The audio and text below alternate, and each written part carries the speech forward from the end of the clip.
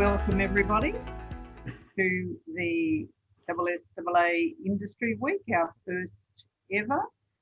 It's been an interesting week. We're up to day 4 of our Industry Week online series, and each day I've been interviewing various suppliers so that we could take our little our journey into storage. And I think we've started out at the top end of the week with design and construction, and we've been able to work our way through how we would build a self-storage facility, how we would fit it out. And then there are other aspects to the business that we need to look at, which include software and security, and we looked at that in depth yesterday. Today, we're going to be chatting with our 2 guests, Kurt Dogger from R6. Good morning, Kurt. How are you? Morning, Susan. Peter Campen from StoreLocal. Welcome, Peter. Both up in Brisbane today. So we are. Thank you. Thank you. So we're going to be talking about store management and web design. Then we will move through tomorrow with a wrap up with storage and the complete story of storage. We're going to take our first ever online facility tour. That's going to be pretty exciting. And then we will work through to introducing you to our colleague in Asia. Andrew's going to pop in tomorrow, and we're going to have an update on Asia, which will be pretty interesting. And then we'll probably have that interaction with him, and then we'll have our facility tour. We'll see how we go tomorrow. We'll line it up and work that out when the time comes. But I'd like to, first of all, before we get into our serious introductions, is to make special mention of the SSAA sponsoring partners, Busy Boxes and More, Storeco, Universal Storage Containers, Storm and Software, and Southwell Lifts and Hoists. So thank you. Now, I just want to check, we've got another message. Oh, it's from Gary Steegstra, letting us know that he's feeling very miserable because he's in Melbourne. Come on, Gary, I'm in Melbourne. I'm not miserable, so I think you've got to get with the program. All right, so panelists today, I'd like to now, before we give that official introduction, I would just want to remind everyone we are recording all these sessions. So at a later date, if you want to have another listen, and of course, if you're not online, you don't know that you're missing out, but people will be able to go back to our website and actually download the recordings. They should all be available next week. If you've got any questions for our panelists today, the Q&A box there at the bottom of your screen, click on that, type in your question, and we'll answer them as we go along. And also, we've got these 2 videos that we are playing today, probably even 3. But just be aware that if you can close down any other programs you've got running, if you can, it'll just give you much better connectivity when we're doing this live event. All right, so moving on now. Once again, I'll go back to the introductions, and we'll go to Peter Campen first from StoreLocal up in Brisbane. Brian, would you like to introduce Peter, please? Hi, my name is Peter Campen, and I'm Head of Growth here at StoreLocal. StoreLocal is a family-owned and operated business with local and community values at its core. We're just 5 years old, but our team's stacked with decades of experience, and that's what shapes the way that we do business. It shaped our belief that we have 3 types of customers: our consumers, our store managers, and our owners, and we've made strong commitments to each of them. First, we want our StoreLocal consumer to be absolutely blown away by the experience with us. They'll always have competent, informative, first-rate service, and that's possible because we'll always look after our second customer, who's our store manager. Our managers follow a development plan that's built just for them, so they're continually improving both personally and professionally. The StoreLocal Academy is about empowering our teams to think like leaders and run their businesses like it's their own. And our third customer, our partner, the owners of the facilities, have our 3-part promise. Firstly, that we'll be true business partners, meaning we'll bring an owner's mindset to the asset. Secondly, that we'll be upfront and transparent and on the front foot always when it comes to insights and reporting. And finally, we'll focus on local efforts when it comes to marketing, spending directly in their communities to always maximise their return on investment. It's the local focus and community spirit that informs everything we do, because that's what works for our customers, and ultimately, that's what works for our business.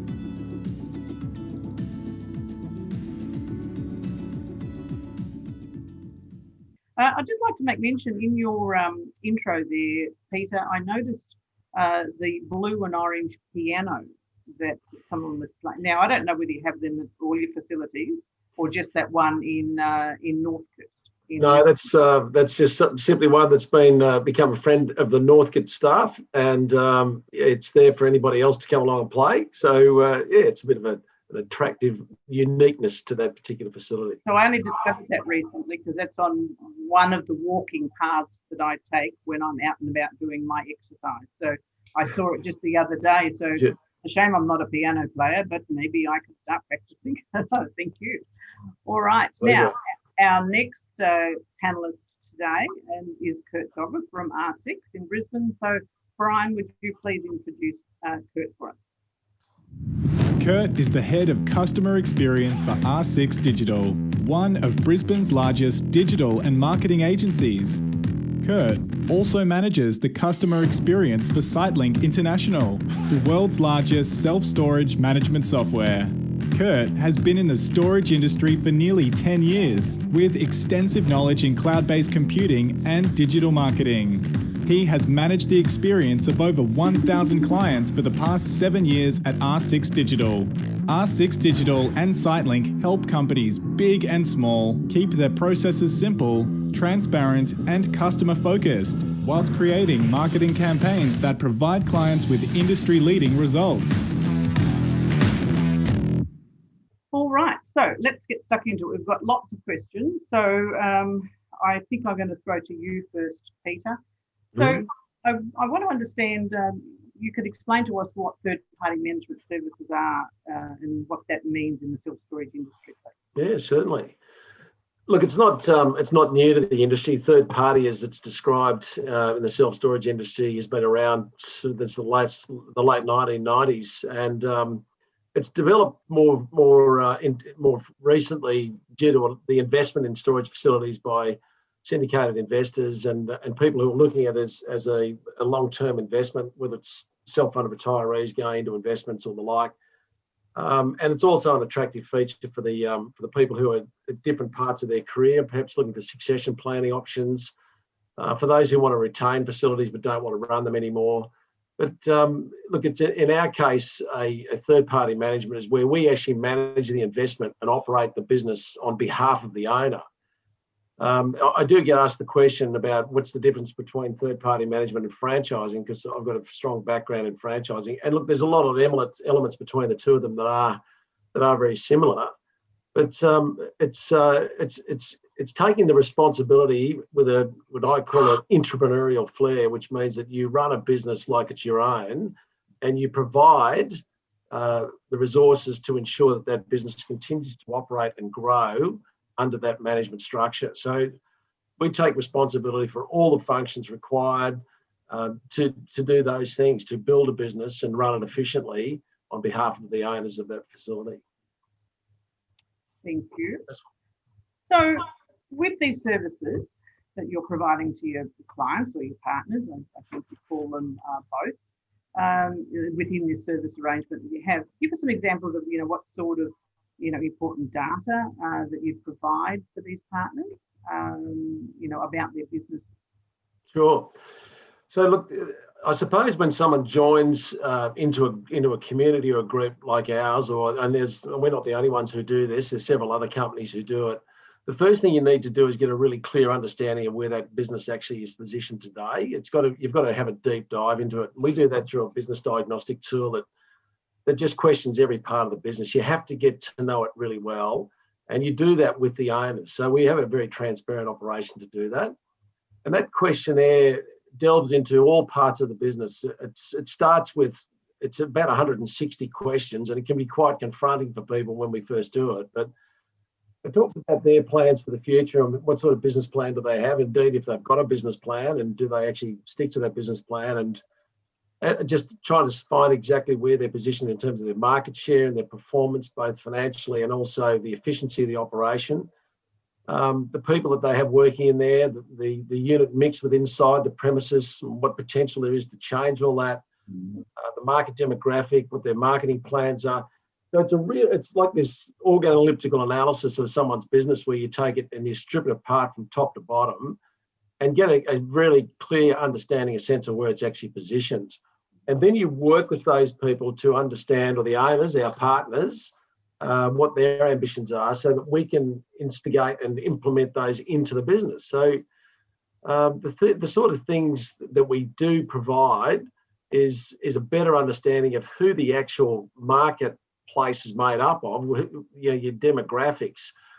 And we've one of the elements that we bring to this is through what's known as store local analytics. So store local analytics, and I know that most other larger companies do have this, but we have proprietary mapping software which looks at everything from road networks to drive times, from business to consumer.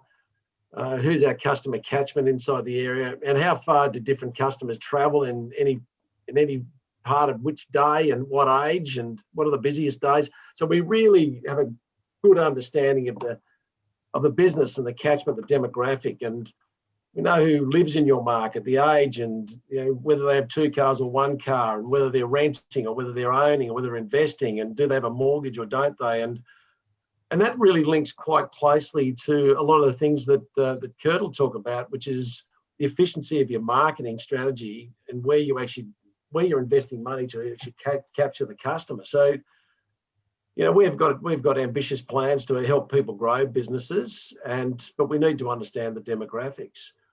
And then, you've got to have the right people running them too. So we take a lot of care in the selection, the training, development, the onboarding of the individuals who run these facilities and under our instruction, guidance and accountability.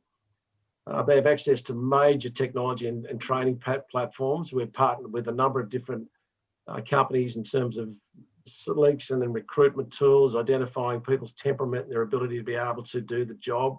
We compare them against our best store managers, so to see the characteristics that make up a great store manager. Do they actually possess those characteristics? A lot of these things are things that they take a lot of investment, but they do have an effective role when it comes to understanding, do I have the right people in this business running it? Are they properly trained? Because if they're not, you don't bring people into your business unless you're prepared to spend time and train them and develop them. And it's one of the things about, as I was mentioning to you before, the SSA and also in communities like we've got, is that sometimes running storage facilities can be a very lonely existence. And when you can network and collaborate with different people who are doing exactly the same thing that you're doing, and the ones that, regardless of what problem you've got, someone's got it somewhere else. And we share those ideas and those new business practices and the marketing and try to make the whole thing a lot more effective and look for different ways to attract customers and broaden the customer experience, which I know we're going to speak about later on. But certainly that knowing who they are in your market, who's going to run these businesses for them and how we train them, and making sure that we are selecting the right people to do that. And that's why we put so much effort and resources, both human and financial, into the training of these people who run these facilities for us. So that gives you sort of a little bit of an insight into it. There's a lot more that goes into it in terms of understanding and planning and budgeting and forecasting financials, and really holding ourselves accountable to our partners to make sure that they are getting the growth that they deserve, the return on the investment. Okay. So that gives us an idea on your services. But Kurt, you've been sitting there very quietly. So now I want to, which is very unlike you. So now, sorry, Kurt. so I'd like now for you to explain about some of the services that R6 can provide with regard to perhaps some professional development and why they should be looking at professionals to help them design and develop their websites. So, yeah, absolutely. So, there's a few sort of services, I guess, that we offer. One big chunk of it is mainly on the R6 Digital side, which really looks after mainly self-storage websites, self-storage integrations as well. So things like integrating portals and owners and management portals to accounting systems, external CRMs, all that sort of new techie sort of stuff we do. And obviously websites is one. And then we also look after a lot of marketing, so digital marketing specifically. So that encompasses really Google AdWords, SEO, and social advertising as well, which I'm sure we'll probably touch on pretty shortly. And then the other side of the business as well that we also operate out of is what's called SiteLink, which I'm sure a lot of people are very aware of. So very similar to Storman. So it's a self-storage management software platform. We also run out of our Brisbane office here as well. And so being able to kind of connect both together really is something that we specialize in as well. So yeah. So look, you can't have a conversation with you and not talk about SEO and Google AdWords. It's just always such a great topic. Can you fill us in on the importance of, because I know lots of people have got their own programs running with paying for their Google AdWords. So just give us some insights into that, please. Yeah, absolutely. Well, I'll start with the website side of stuff first, as to kind of why you'd want to get a professional type of person to kind of run or build your website. So biggest advantage to that. So someone like us, so we built over 350 odd self-storage websites and do online digital marketing for, over 100 odd storage facilities as well. So what that really allows us to do is create, really data-driven decisions in that design process of the site to actually really help educate people on what self-storage is, why they need it, how much is it, where are they located, answering all of those kind of core questions that we know people get stuck on and hung up on further on in the process. And so, as the recent SSAA demand study shows as well, number one reason why people pick a facility is convenience. So, if the online footprint of your facility kind of reflects the convenience that you offer and is convenient for them to use, that's really going to be your biggest asset in converting people to, I guess, like a paying lead or a paying customer when they come on your site. And so where a lot of that helps is, like our online move-in tool as well, which I'll probably touch on a bit later. It's been, tried and tested for years and years. Our first online move-in was done more than 10 years ago, I know, down in Canberra. So, integrating with SiteLink and mapping out that whole kind of customer journey, all contactless, which, as we all know, in this current day and age is something that everyone really wants. And we also want your website to be better than average, better than every one of your other competitors. So, and that's a really big step to help kind of getting you above that average 83% occupancy sort of amount that's also noted in that demand study. And your next question that you kind of asked was the difference between SEO and Google Ads. So not it's a very common question that I get. So I'll try to keep it pretty basic, but Google Ads in a sense is when you search for a certain product or service on Google, it's usually your top 2 to 4 results up the top. And you can generally tell that it is because Google puts a tiny little green ad icon next to it. Now, it's great because it's a prominent location. You're always going to be number 1 or 2 or 3, depending on your budget. You're always going to be up the top there.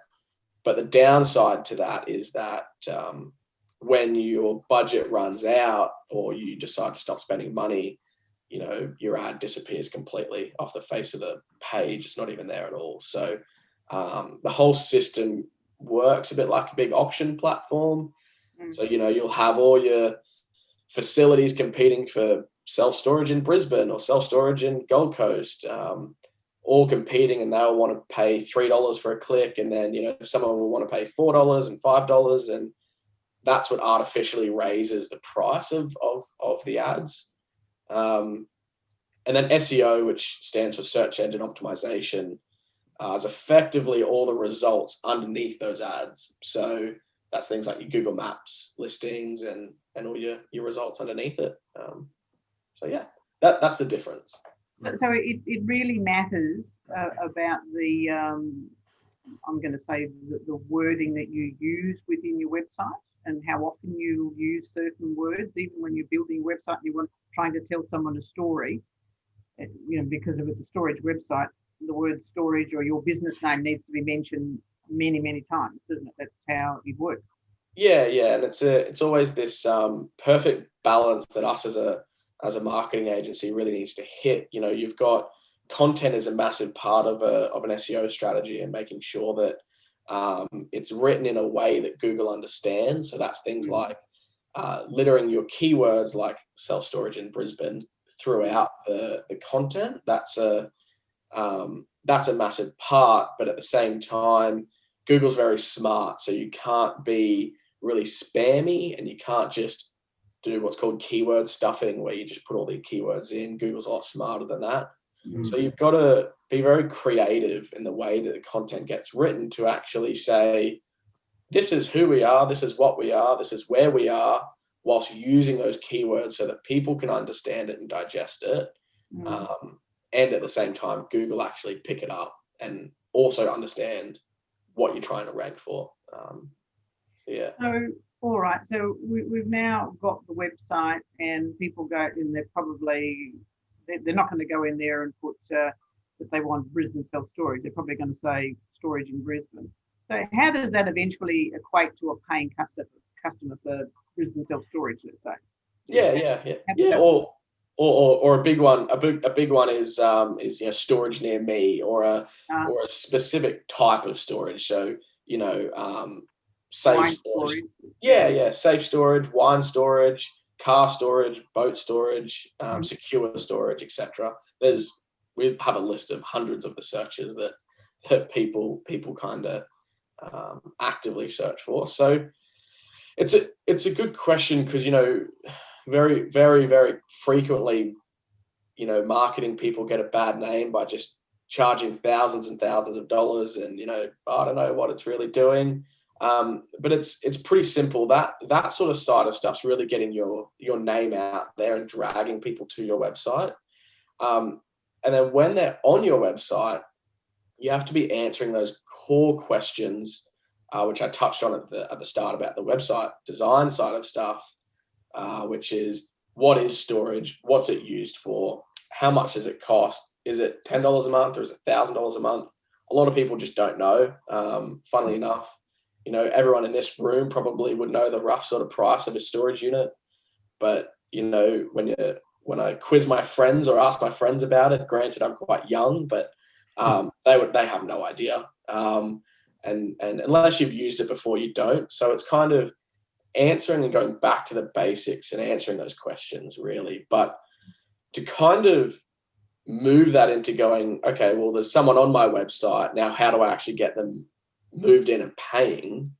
There's a couple of really different avenues that you want to cater to, right? And I generally say that there's three sorts of people out there.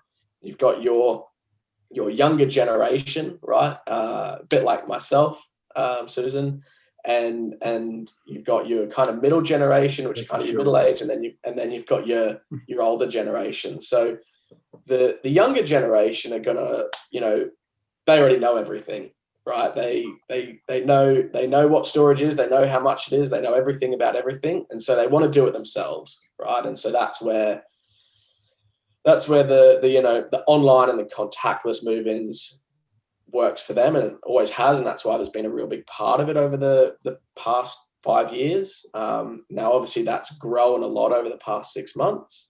And so that's one part of it. Your kind of middle age group is someone who really still wants to speak to someone and just go, hey, I want to verify that I can trust what you guys, who you guys are, and all that sort of stuff. So doing what's called call to actions on the website. So your call to actions are going to be things like book now, store now, call us to get a quote, or contact us, or email us. Or what it is about having an even amount of number of those call to actions that cater to those three demographics.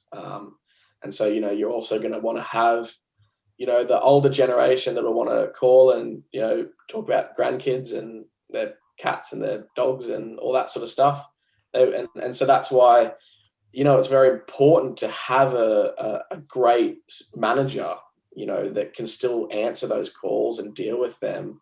And so that probably leads more into where Peter comes in and StoreLocal comes in, of kind of doing the staff training and making sure that they're up to speed on the sales process, so that they can actually convert that through to a paying customer, the people who call.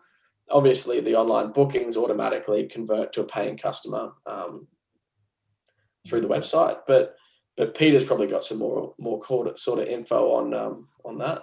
It's a really interesting discussion, Kurt, about where you're generating leads from, and what's the most successful conversion source of the lead to a move in, and in the digital space, trying to create a distinction between you and your competitors. I mean, from what our resource or our research tells us is that most people go to 2 or 3 different facilities, and a lot of them are just searching for price, and a lot of the selection's based on fees.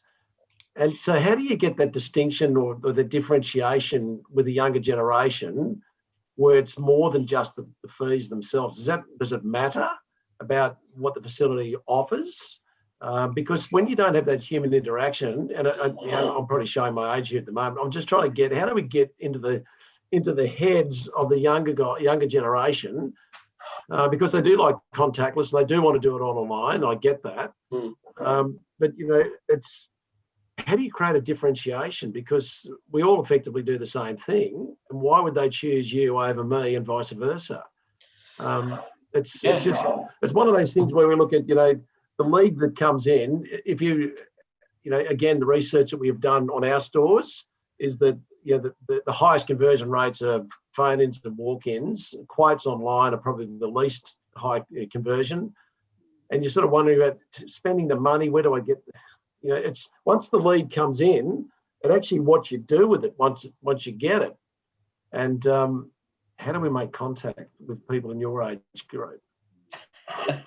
Yeah, I think there's a couple of good points there. One is also about conversion rates online. That's a real big question that I get asked a lot as well. So you generally do find conversion rates for online inquiries are far lower, and I think that it's twofold. One is that people are just shopping for price. If they are just shopping for price, they'll get that answer online. And so arguably what it actually has done since online bookings and online move-ins and online pricings come more is it's actually artificially bloated the conversion rates of staff and all that sort of stuff. Yes. Because what's happening now is they're not getting 100 leads a week. They're now getting 50 leads a week who want to talk to them.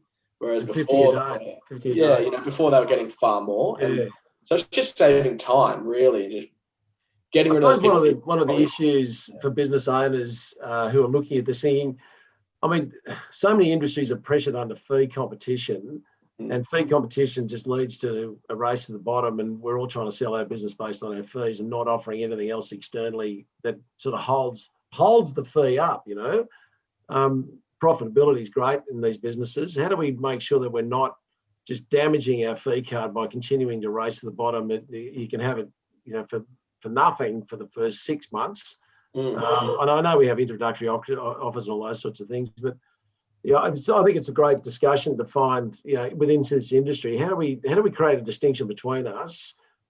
Branding does that in certain ways, but I'm a firm believer that how people actually are dealt with and what genuine care people experience or offer or experience during that whole transactional piece is something that that we need to get better at. And it's interesting when you ring your own facility and do business with yourself and see what level of follow-up comes through. Sometimes it can be a very sobering experience. And I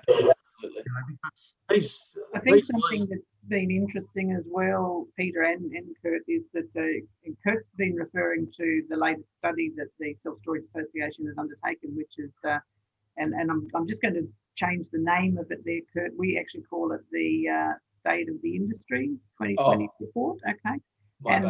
It previously, yes, it was the demand study, but we've taken it on there because it's a lot more than just a demand study. So that's the reason why. So, and look, there's been some really interesting stats in there because we did some good consumer surveying.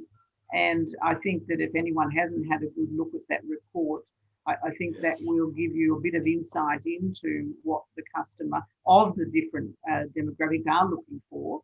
And sure, there are huge differences, and I think that some will be, and as you say, the younger ones, they're living in apartments, they're in a city, maybe price is the only thing that a certain portion of the clientele will be looking for. But there are other ones that are going to be looking for reputation, they want a site that's safe and secure. So it really is still coming back to good salesmanship and how you can get that message across. It's $1 million question, but I think our industry does have to be very aware of, of the concessions they're giving away or their discounts. So, most definitely. I mean, one of the key cost indicators is the cost per lead. What's it actually cost me to get someone to ring or turn up or send in an inquiry form? And you want to get good value out of marketing for that and get a good return on your investment. So who you're trying to talk to, what are you trying to say to them, and what's your offer?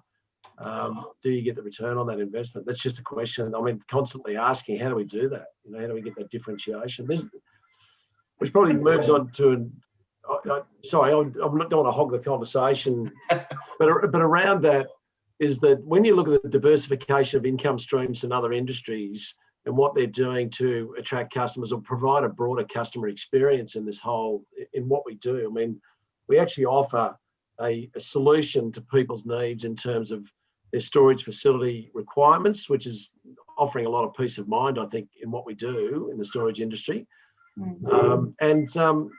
Is there room, do you think there's room to offer other ancillary services? And I think I was chatting with you the other day, Susan, about my wife recently had been searching around for private health insurance and looked at all the different options available. And she comes home and tells me we've taken our private health insurance out with Qantas. And I thought, well, that's with Qantas. Don't they fly aeroplanes? And so they're diversifying. Not very often these days. No, that's right. It's not. But that was just a typical example of it's not so much the fee that you might get from offering, whether it's insurance or, everybody buys boxes and tapes. And there's other things in the customer journey that we can start bringing into this equation. Is it pet transfers? Is it home connections? Is it insurance and finance? Is it what else can we do to uphold that experience and provide, a different, deeper client engagement so that you're not sort of bringing clients in and losing them. We want them to be advocates and great fans of ours so that they can tell everybody how good it was. It was an unexpected experience. So I think that's one of the challenges the industry needs to consider.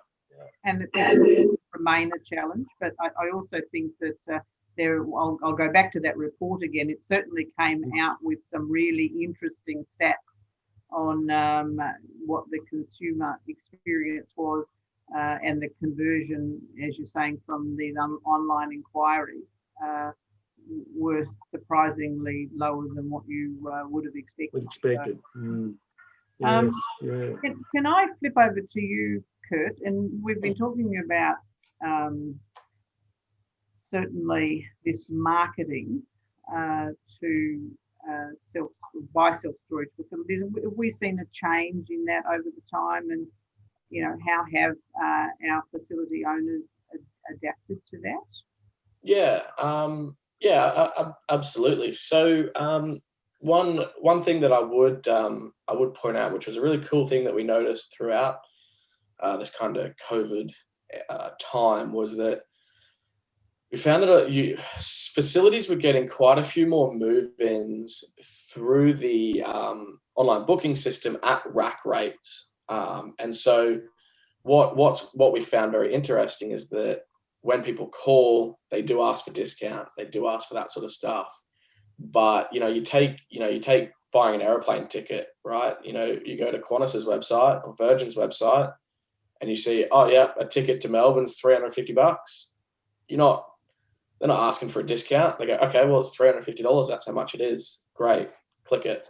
And so what we're finding is a lot of the buyer habits online are following that. When people come and see the prices online, they're converting at that full rack rate, which is best for the facility. So, and now that has a possible adverse effect, like what you see in the US, where you start having aggregators, right? You take Webjet and Flight Center and all them. Effectively, they're big aggregators for all the different airlines. And you've got people like Sparefoot and a few others over in the US that are like aggregators for storage. Now, I don't think the market in Australia is anywhere big enough for an aggregator just yet. It's not competitive enough, I don't think, just yet. But so it's a different conversation for a different day. But I thought it was very interesting that we do see that of all of the move-ins a facility gets, on average, the online bookings are actually worth more because you're not discounting. So which is very interesting. So, but to answer your question about kind of how we see sites adapting over the past, 6 months, it's funny. We have a completely different range of clients. I've got clients who, have 15 or 20 units in the middle of nowhere, rural sites that they just use SiteLink and they don't do any marketing. Got clients like that who, all we've helped them out with is things like SMS integrations to SMS out the customer saying, hey guys, we're still open. And, especially I think there were a couple down in Ballarat and rural areas in Melbourne, in Victoria, that were messaging week by week going, latest update on where we're at, office is closed, but this. Mm-hmm. So just being able to kind of text them where they're at, that's a big thing that we've seen kind of adapt over the past few months. And then of our kind of marketing clients for storage, very few reacted by actually just, switching off marketing. And the sites that did continue, we just had to pivot very quickly and change a lot of the wording on the ads and the actual content on the pages, more around contactless move-ins as well. That's a very common thing. Everyone will be very aware of that. And what we find, we've been doing this for a very long time. Self-storage websites, marketing, SiteLink, we've been doing it for a very long time. And we see that, during recessions, storage actually works pretty well because people go, oh, I'm downsizing. Oh, I need to move. I need to whatever, right? Struggling. I need to put stuff in storage. And then when the economy's booming as well, storage also does really well because it's great. I got heaps of money. Let's buy a house, move again. Or, oh, I've got too much stuff, got excess stuff I need to store. So we find that storage facilities are actually very littly affected on average across what we see. And then the biggest thing for us, over the past 6 months was, we welcomed on a couple of new sites that hadn't done online marketing before. People just going, hey, I need to test the water. And perhaps probably the biggest thing for us is we've had, last time I checked, anywhere between about 150 and 170 new storage facilities have taken up our online marketing platform, our online move-ins platform. Mm-hmm. So, for us in the past 6 months to have, nearly 170 new sites now start offering online move-ins, that's massive. Effective and efficient, isn't it? Yeah. So Kurt, with regard to them, is that that marketing? Is that the sort of the best form of marketing that's actually going to then produce good results, good move-ins? With this, the online or. Yeah. Well, I mean, I refer back to the state of the industry report. I'll get it right this time, Susan. That's my my bad. Yeah, and it's convenience, and so the honest answer is, if you don't have online move-ins on your site, I'm not going to be your customer, nor is anyone else remotely near my age, because they don't. People who are my age don't like speaking to people, so they don't have social skills. So it's about tailoring that to them. So I think that, yes, that is a very, very large thing. And we're seeing some sites, before COVID, we're seeing some sites that were, between 30 and 40% of all of their move-ins were on their website, or all automatic move-ins from their site, 30 to 40%, massive, massive numbers.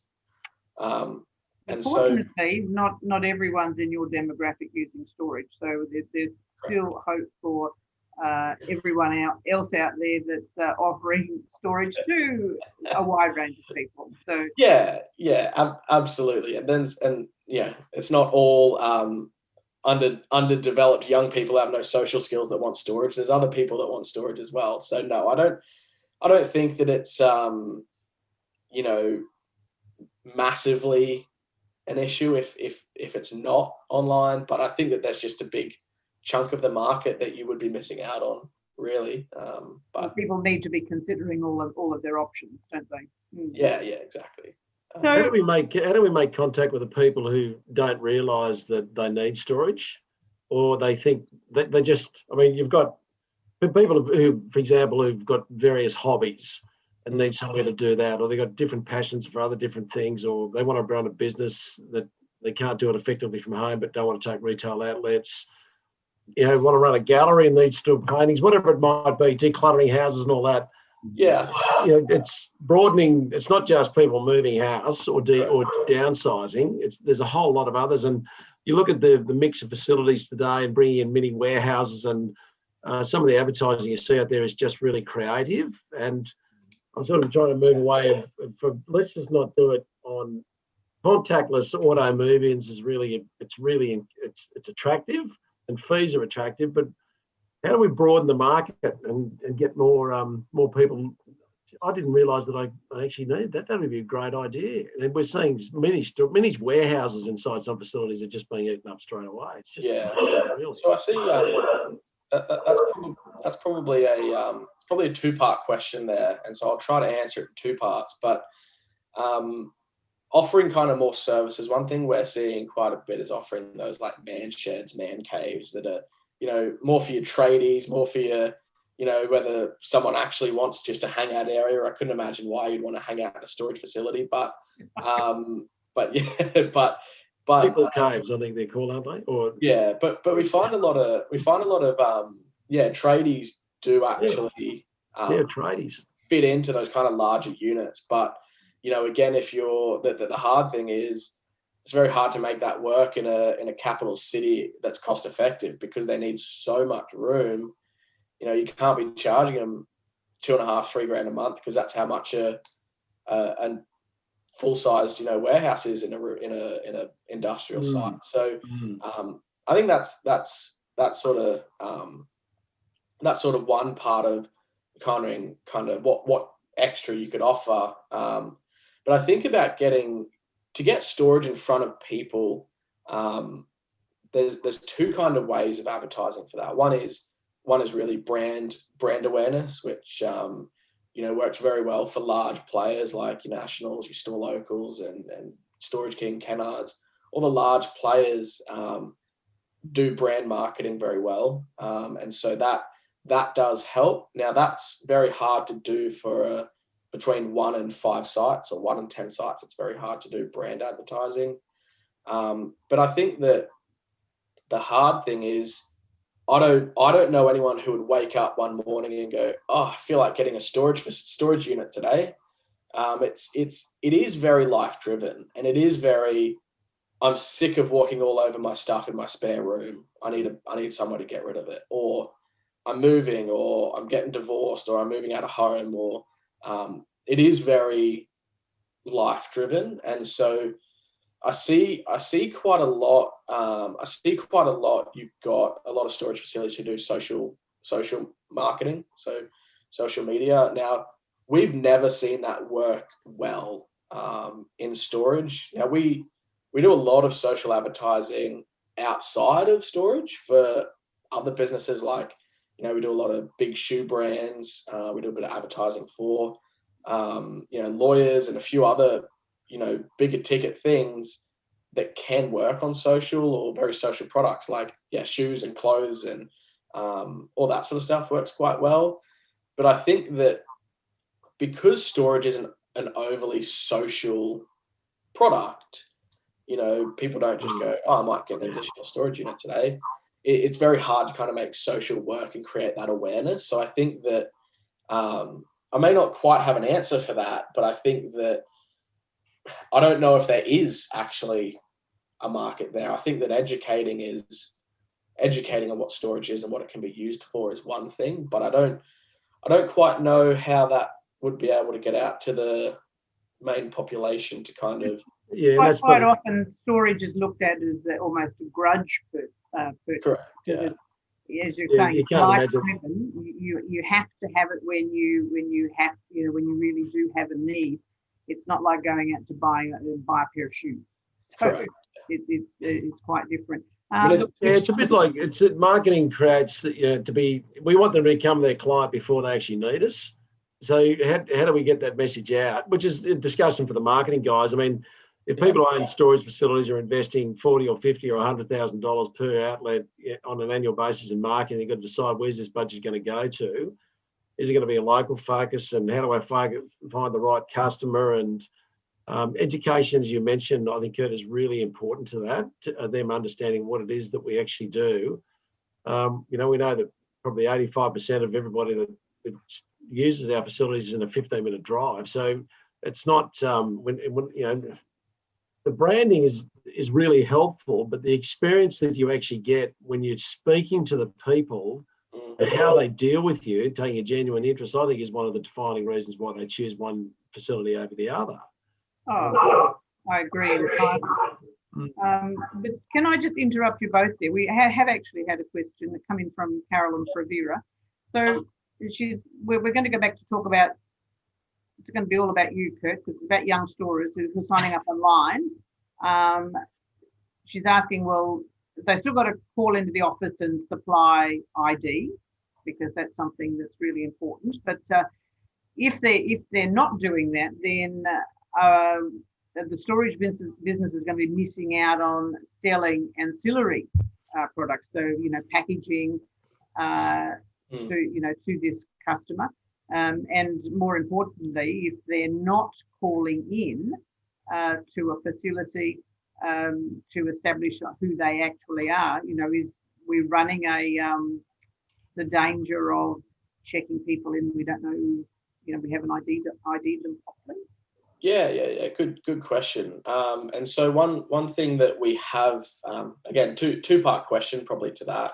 One is about the ID. One's probably more about the kind of extra things that you can sell them throughout that process. Now, one thing that our booking system does is it does actually force, it's a tick box that you can change in the settings, that you can actually force people to upload an ID upon the move-in process. And so what that means is that it can actually be done completely contactless from the ID. If you want to use StoraCheck, you can, and match them against all of the other storage databases. You can do that. They can electronically then sign that online, and then as long as they provided that ID, you've got what you need for the agreement. They can then sign the agreement by like a digital signature, and so that kind of ticks that box. And as for selling merchandise and packing supplies, a cool thing that we offer during that kind of online process as well is, as people are scrolling down, typing in all their details and ticking I confirm, I've read the terms and conditions, you can actually display them, say, oh, here's a 1-bedroom moving pack, a 2-bedroom moving pack, or buy boxes, and it will actually just add that to the total. And then effectively that pulls from your stock count within SiteLink as well, so that, you're also never going to sell boxes that you don't have, because, it all ties live to the SiteLink site, so that you can actually have that online experience very similar to when they're in the office. Now, it's never going to be exactly the same. There's no, there's never a complete replacement for human interaction. There never will be, but it's pretty damn close. Now, I think the only other thing that you may run into is if you do have an ID that's uploaded, the person's all verified and signed, but the one thing that you can't do is you can't judge the character of that person. That's the only thing. You've got things like storage check in place to make sure that they're not an actual criminal. But the one thing, you can't replace with your intuition online with how these people and that's are. right. And look, and that's going to be a choice that people make through this process. I mean, they can still go through the entire online sign up. But at some point, that person still has to come into the facility because they've got to store their stuff after all, or they might be doing a click and collect. I think that there's that last part of the puzzle where they are coming in to do an ID check and away they go. So, that depends on your store hours, your office hours and so forth. So, I think people can customize that to how they would like to do business. And, if someone wants to be completely contactless, well, they can, but then they can still have that element of human interaction at varying degrees, so that they can do that merchandising, so that they can expose them to the box shop. And you can also, within that booking system, you can also lock them off at a certain stage. So a lot of people do see the online move-in system as an automation tool. Now, in some ways it is. I don't see it as an automation tool. I see it as a sales tool. I see it as you can get that person off the market once they've typed in their details and taken their credit card payment and it's processed it. Then they get a nice email that says, thanks for booking. Now come into the office between 9 and 5 Monday to Friday, and we'll give you your access code. Now that's what a lot of people do. So they actually do it more as a sales tool to get people off the market, get them sold, and then go, great, now that you've paid and booked, now come into the site and we'll show you your unit. And so you kind of got the flexibility to actually just let them go as far as you want them to go. You can lock them off at any stage. So we've been talking about ancillary products, Peter. Is that very much a feature of store management in your, at StoreLocal? Look, it's certainly in the discussion that we're trying to broaden this experience that we provide, and broaden it in a number of different ways by diversifying the unit mix and being able to offer things like that. You were talking about mini warehouses, we call them, rather than sort of different caves or workshops. Because that's becoming a popular way. People moving in high density living areas, how can they enjoy that sort of space when they don't have the size internally inside units or small housing allotments? So being able to provide what the customer wants is really important. But I think it's broadening the client experience at point of contact. People move in, there are other things that they need that they probably don't realise that they need. People move interstate from homes and they've got home maintenance. High pages is probably one of the easiest ways of finding home maintenance immediately in areas. It's such an easy thing to do. Why don't we offer that? Why don't we offer insurance that covers more than just for the storage facility inside their personal belongings? Why don't we provide connection services for people moving in and out of different houses?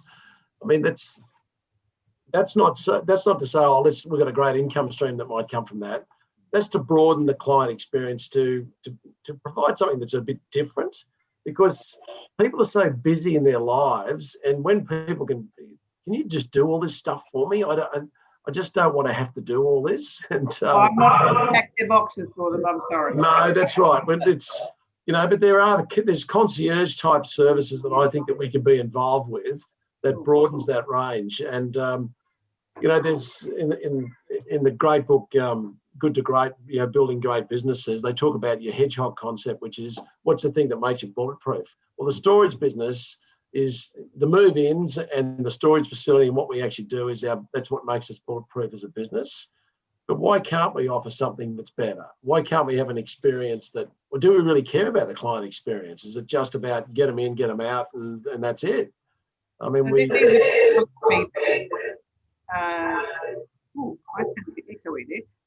are good points and good food for thought for all of our people or viewers listening today, because they can be looking into their own business.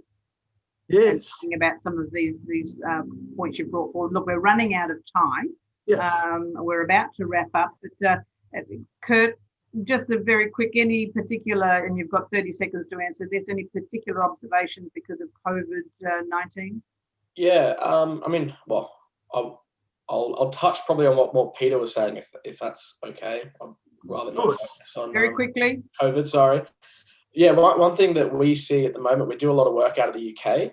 We're doing heaps of work there at the moment, and I was actually chatting with someone last night who they're a storage facility, and they've come to us, and basically now what they're offering is removals, mobile storage, valet storage, and concierge storage, all out of the same. And so what's happening is they're hitting all of those revenue streams. All has to do with storage. They're getting the removalist charge.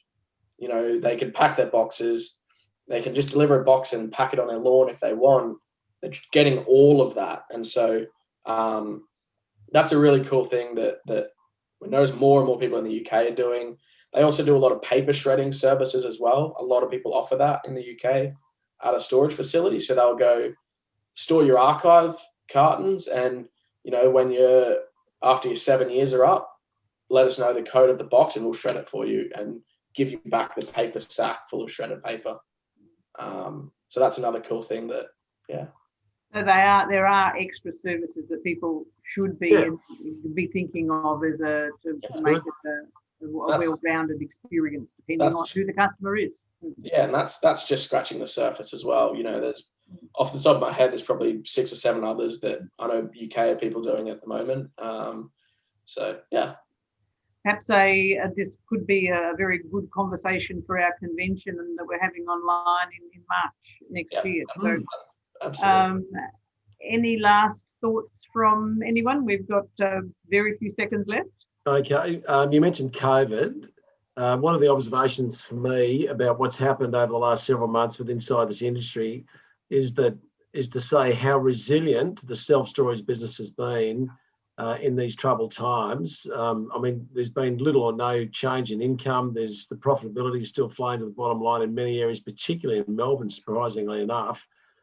And also, it's capturing the attention of a lot of industrial and light industrial warehouse owners who are seeing this as an alternative, who have lost tenancies due to businesses closing and are now looking for an alternative income stream, and approaching a lot of the businesses like ours, is this an option for me? Should I look at it? And it's just created a lot of interest generally in the self-storage industry, I think, over the past 7 or 8 months.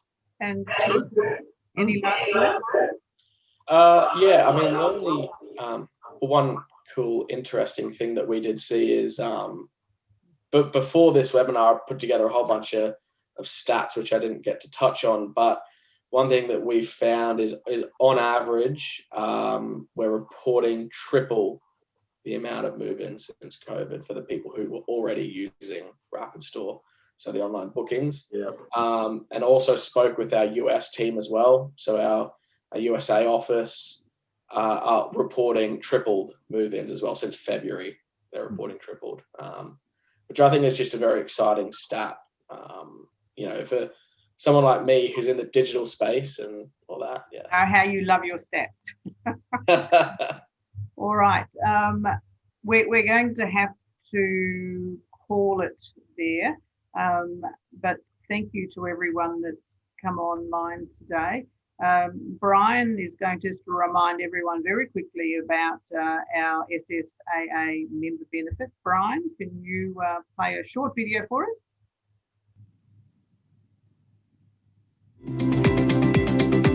Are you ready to get ahead in the storage industry? The Self-Storage Association of Australasia membership has its perks. Membership connects you with peers in the self-storage community, along with providing access to a wide range of high-quality benefits and services. The SSAA helps improve your business and build credibility, which in turn makes your business shine in today's competitive market. Visit selfstorage.org.au for more information.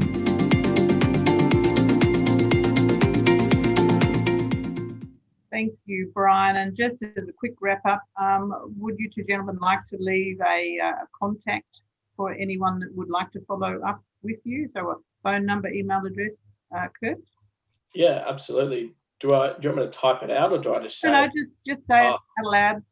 Perfect. So I'll give you two. So my personal mobile number that I can give out is 0420 456 709. Our office number is 07 3889 9822.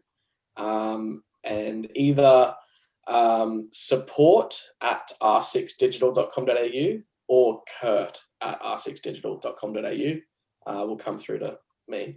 Anyone would like to talk more stats, give him a call. He would just love to do that. And Peter, a number for you, please. Mobile phone number 0412 105 836. It's Peter C at storelocal.com.au. And yeah, I'd love to hear from. It's been a pleasure being part of it. Thank you for the invitation, Susan, and to be on a panel with an ambitious young fellow like Kurt. It's been a real thrill. It's been good. It's great to Thanks see very you. much, guys. Thank you both. And tomorrow, 11:30 Australian Eastern Daylight Time, we'll see everyone back again. We've got a wrap-up panel tomorrow, so look forward to them. Thank you and goodbye. Great. Thank you, everyone. Bye. Thank you.